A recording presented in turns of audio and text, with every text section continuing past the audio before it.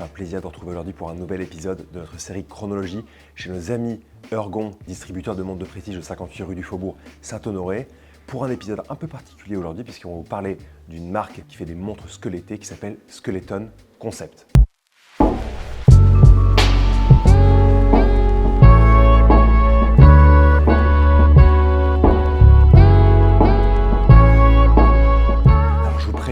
D'entrée de jeu, je sais que les squelettes, ça tranche parfois chez les personnes, donc c'est-à-dire qu'il y a des gens qui vont adorer ça, d'autres qui vont détester ça, mais c'est pas grave, j'en parle quand même parce que moi, ces montres, je les adore et elles sont surtout la preuve d'un très grand savoir-faire horloger, à la fois sur le travail des matériaux, mais aussi sur le squelettage justement des mouvements. Et ça, c'est vraiment un art horloger à mettre en valeur à mon sens. Alors Skeleton Concept justement, c'est un peu un atelier de customisation horlogère qui est spécialisé dans les montres Rolex. Alors cet atelier, il se trouve dans le canton de Neuchâtel et il a été créé en 2020 quand des collectionneurs un peu foufous se sont dit il faut qu'on crée quelque chose à notre image avec ces montres Rolex, qu'on puisse mettre en avant le savoir-faire d'artisans et qu'on arrive un peu à creuser dans ces pièces qui sont des classiques, des icônes qu'on ne présente plus de l'horlogerie pour les mettre un peu à nu et permettre un peu de personnalisation tout en restant évidemment dans des clous un peu intelligents. On va commencer avec, à mon sens, ce qui est le plus important ici, c'est la définition du squelette. Le squelette, ce n'est pas seulement mettre un cadran transparent comme on voit sur les marchés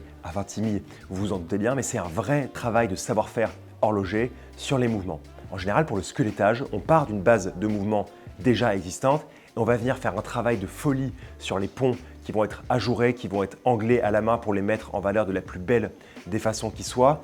Tout ça, évidemment, en respectant quand même le cahier des charges techniques de la montre et que la résistance face aux forces reste la même et qu'on ne vienne pas fragiliser le mouvement en le squelettant. Voilà, c'est la définition du squelettage. C'est simple, c'est clair, c'est efficace. Et c'est ça justement, exactement, qui va être fait chez Skeleton Concept, en particulier sur les Rolex et donc les mouvements de ces Rolex. Chez Skeleton, tout commence avec le désir d'un client. Alors, ils se sont fait connaître et donc plusieurs personnalités ont voulu se faire des montres chez eux. Et c'est aujourd'hui les montres que je vais vous présenter. Donc ces personnalités-là, elles sont venues chez Skeleton en disant « Voilà, j'aime ce Daito ou j'aime cette Submariner et j'aurais partir de cette base pour faire une montre qui me ressemble. » Et à partir de ça, Skeleton crée la montre, puis une édition limitée à quelques pièces seulement pour le monde afin de vendre à d'autres clients qui ne sont pas évidemment ces mêmes personnalités.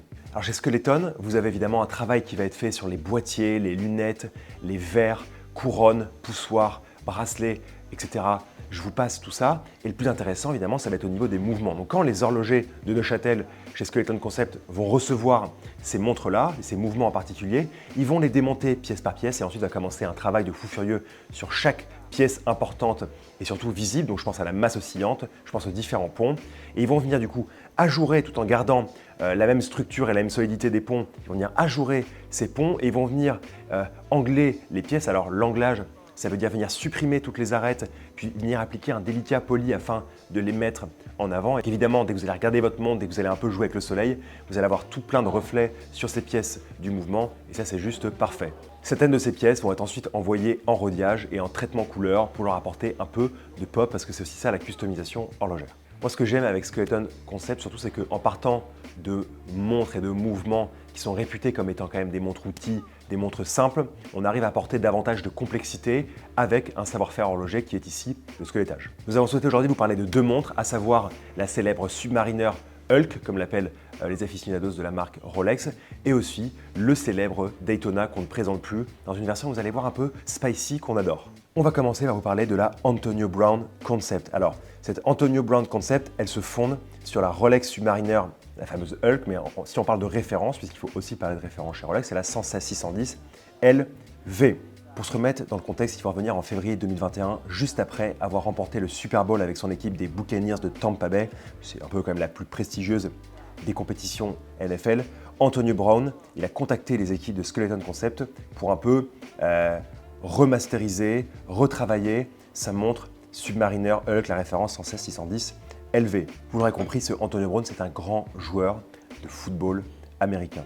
Il a fallu près de 9 mois d'un travail, on va dire quand même un peu intensif, pour que les équipes de Skeleton Concept puissent lancer en décembre 2021 la fameuse Antonio Brown Concept, ici dans une édition limitée de 55 pièces. Donc comme je vous le disais, il y a la personnalité au départ qui va venir créer sa montre et ensuite Skeleton va faire une petite série pour différentes personnes. Ce qui est assez dingue sur cette Antonio Brown Concept, c'est que, évidemment, au premier coup d'œil, on va reconnaître la Submariner et en particulier la Hulk avec cette célèbre lunette verte en céramique.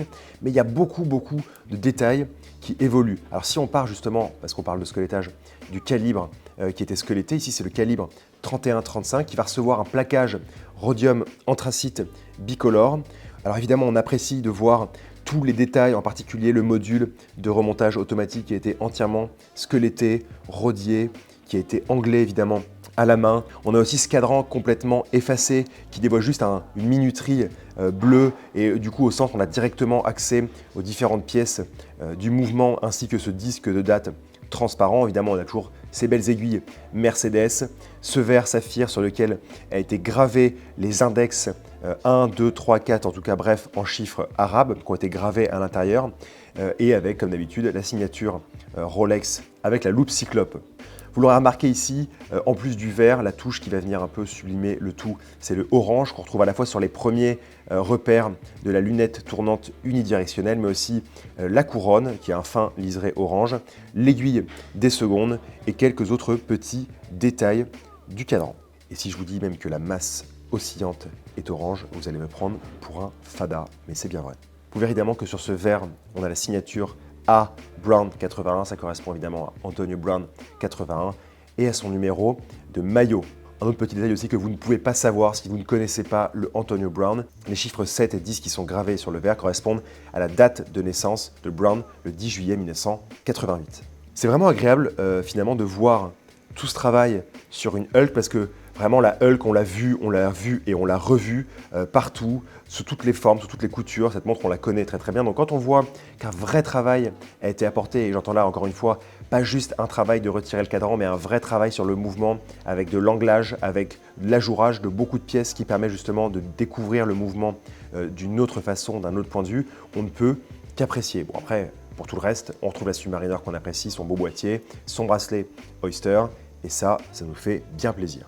Après, vous avez parlé de la Antonio Brown Concept qui s'appuie sur la célèbre Submariner Hulk. On va vous parler maintenant de la Virat Kohli qui s'appuie sur la référence Daytona 116-520.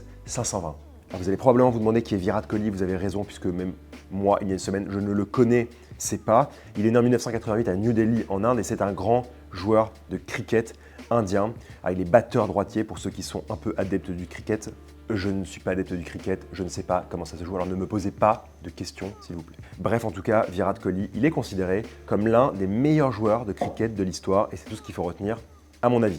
Et donc ce Virat Kohli, il est venu chez Skeleton Concept en disant « Voyez ma 116-520, mon Daytona de chez Rolex, je voudrais en faire une montre encore plus unique, donc faites-moi un travail de fou et on va travailler ensemble pour ce faire. » Et la pièce sera ensuite proposée à d'autres clients, comme je vous le disais, dans une toute petite série. Alors, il faut savoir que Virat Kohli est un malade de la couleur bleu marine, donc forcément, il a voulu qu'elle se voie sur cette montre. On va commencer par la lunette avant de parler du mouvement. On va prendre un peu le contre-pied de la Hulk que je vous ai présenté juste avant. Je l'adore cette lunette parce qu'elle est fabriquée en titane. Elle reçoit une finition micro-sablée de couleur bleu marine. Et ensuite, il va y avoir un gravage par ablation qui va être fait pour avoir tous ces repères sur la lunette. Ce qu'on apprécie aussi beaucoup ici, et contrairement à la Hulk avant qui n'avait pas de cadran mais juste une minuterie, ici on a un cadran qui a été réalisé en saphir et qui a nécessité un travail méticuleux au laser, cette fois pour un rendu qui est vraiment très sympathique. Vraiment le verre a été ajouré juste à côté de la minuterie. Au niveau des différents compteurs, au-delà d'être transparents, sont ajourés en leur centre. Donc on le rappelle, petite seconde à 6 heures, totalisateur des 30 minutes du chronographe à 3 heures et totalisateur des 12 heures du chronographe à 9 heures. Comme je vous le disais, Virat Kohli a souhaité avoir du bleu sur cette montre. Alors, ce bleu horloger, on le retrouve sur différents ponts du mouvement, ainsi que quand on regarde justement au dos de la montre, sur le module de remontage automatique. Et si vous regardez bien sur les images de Valentin, on voit bien qu'il y a eu un travail d'anglage qui a été encore plus mis en avant parce que la couleur bleue disparaît au profit d'un somptueux gris acier. Et l'autre détail, je suis sûr que vous ne l'avez pas vu ça au départ parce que je ne l'avais pas vu non plus, c'est le fait que les artisans de chez Skeleton Concept, ils sont venus dire adieu au protège-couronne tout simplement. Donc ils se sont levés un matin, ils se sont dit bon bah ce Dayto, ce 116-520, on va lui virer son protège-couronne et comme ça on va donner un petit peu un côté historique à la montre parce qu'évidemment vous savez que les références précédentes, 4 chiffres et avant la première Daytona qui est née au début des années 90, on n'avait pas de protège-couronne au niveau de la couronne, ce qui faisait que ces montres-là étaient particulièrement jolies à mon sens. Bon, et puisque le bleu n'est jamais assez, on retrouve en plus de ça le bracelet en caoutchouc bleu. Ça, après, vous pouvez vraiment le personnaliser comme vous voulez, mais en tout cas, c'est celui qui est proposé sur la montre. Voilà, comme je vous disais au début de cette vidéo, en général, le squelettage et la customisation de montres, on n'aime pas. C'est comme ça parce que souvent c'est mal fait, c'est terrible et ça met vraiment un coup de poing dans la tronche des montres qu'on apprécie et ça c'est pas possible. Après, le squelettage de manière générale, comme je vous disais, il a ses adeptes, il a ses haters. Moi aujourd'hui ce que je voulais vous montrer c'est qu'on peut réussir en prenant des montres simples, donc des montres Rolex, qui sont évidemment à la fois complexes, c'est pas le point ici, et venir les travailler avec un vrai savoir-faire, de vrais et bons horlogers dans le canton de Neuchâtel, qui vont venir quand même squeletter un mouvement et comme je vous l'expliquais dans l'introduction, c'est pas n'importe quoi et c'est pas à prendre à la légère et apporter vraiment une perfection à la montre qui paraît simple et avec cette petite dose de complexité qu'on apprécie franchement. C'était tout aujourd'hui pour ce nouvel épisode chronologie chez nos amis de chez Ergo à propos de la marque Skeleton Concept. On espère qu'elle vous a plu.